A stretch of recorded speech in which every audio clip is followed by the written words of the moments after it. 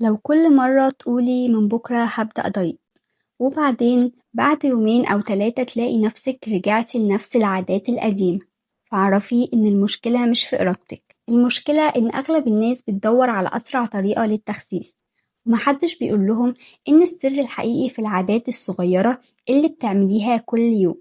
في الفيديو ده هقولك عادات بسيطة جدا يمكن تكوني سمعتي بعضها قبل كده، لكن هشرحلك ليه ممكن تساعدك وإزاي تطبقيها صح. والأهم إنك مش مطالبة تعمليهم كلهم من أول يوم، ابدأي بعادة أو باتنين ولما يبقوا جزء من يومك زودي عليهم عادة جديدة. وأهم حاجة ما تخرجيش من الفيديو غير لما تسمعي آخر عادة، لأنها من أكتر الحاجات اللي ناس كتيرة جدا بتغفل عنها ومع ذلك بتفرق جدا مع الالتزام. أول حاجة هي اشربي مية أول ما تصحي، أول ما تفتحي عينيكي الصبح قبل ما تشربي قهوة أو شاي قومي اشربي كوباية أو كوبايتين مية، لأنك وانتي نايمة جسمك بيقعد ساعات من غير سوائل، وعشان كده أول حاجة بيحتاجها هي المية. ناس كتيرة جدا فاكرة أول لما تصحى تحس إنها جعانة، لكن أحيانا ده بيكون عطش مش جوع. لما تشربي مية الأول هتقدري تفرقي بين الاتنين. تاني حاجة ما تخرجيش من البيت غير وانتي فاطرة فطار مناسب. في بنات كتيرة جدا بتقول أنا مش هفطر علشان أخس، لكن بعد ساعتين بتلاقي نفسها جعانة جدا وتشتري أي حاجة قدامها. علشان كده حاولي يكون فطارك متوازن، يعني فيه بروتين زي مثلا البيض أو الجبنة أو الزبادي ومعاه خضار، ولو هتاكلي عيش خليه بكمية مناسبة. الفطار المتوازن بيساعد ناس كتيرة جدا إنها تتحكم في الجوع باقي اليوم، وده بيخلي الالتزام أسهل بكتير. تالت حاجة هي كلي بروتين في كل وجبة. من أكتر الحاجات اللي بتفرق في الإحساس بالشبع هي البروتين، يعني لو هتتغدي حاولي يكون في فراخ أو سمك أو لحمة أو عدس أو فول حسب انتي بتحبي ايه. لما تكون الوجبة كلها رز أو مكرونة بس غالبا هتجوعي بسرعة، لكن لما تضيفي بروتين هتحسي إنك شبعانة لمدة أطول.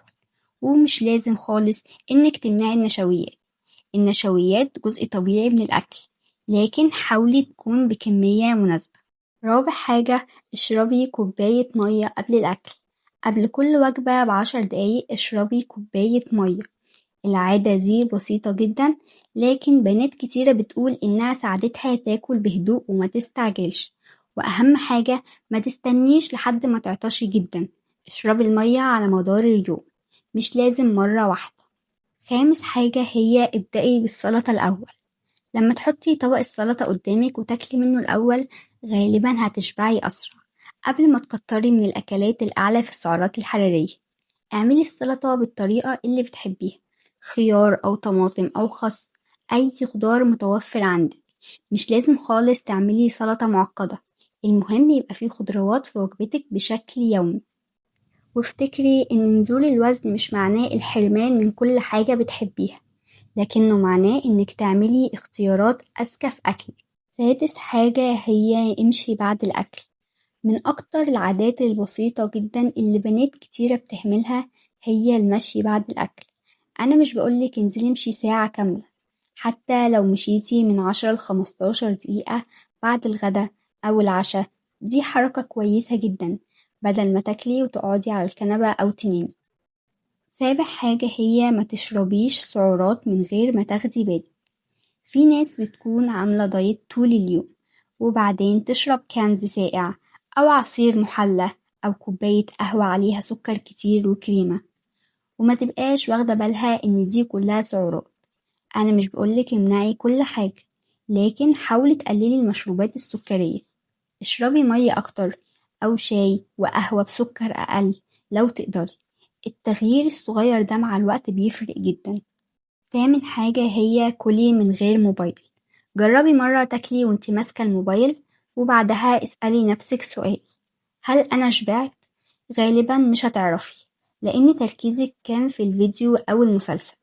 لما تاكلي بهدوء ومن غير شاشة هتستمتعي بالأكل أكتر وهتلاحظي امتى شبعتي، وده ممكن يخليكي تاكلي كمية مناسبة من غير ما تحسي. تاسع حاجة هي ما تحرميش نفسك، ودي من أهم الحاجات.